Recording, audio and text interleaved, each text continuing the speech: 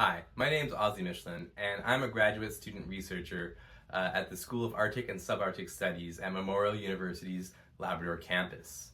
Growing up, I've heard all kinds of stories from my father, family, community members, relatives, and people from all across the Lake Melville area about how Churchill Falls changed everything. When the Upper Churchill Hydroelectric Project was completed in the early 70s, people in Labrador, especially in the Lake Melville area, witnessed widespread changes. There was a massive Smallwood Reservoir. River systems nearly dried up. There were changes in fish populations. The water in Lake Melville became saltier, and many more changes. And even though this was common knowledge for people living locally in Labrador, there was never very much academic study done to document the changes in which people witnessed, and more importantly, how they had to adapt to these changes, which is what my research is looking into. Every year, there are fewer and fewer people who are still living that remember these changes firsthand.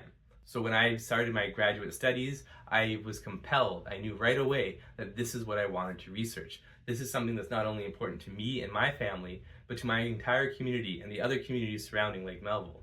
My research speaks directly to the importance of the Labrador campus because it allows Labradorians to go and study without ever having to leave home. When I completed my undergraduate degree, I had to leave Labrador. And at the time, I never thought that I would be able to return home to Labrador to complete my graduate studies. To do my research, I learned how to use ArcGIS mapping software.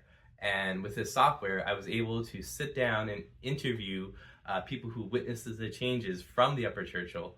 And together, we mapped out all the different locations and where they saw changes and talked to them about how they had to adapt to these changes.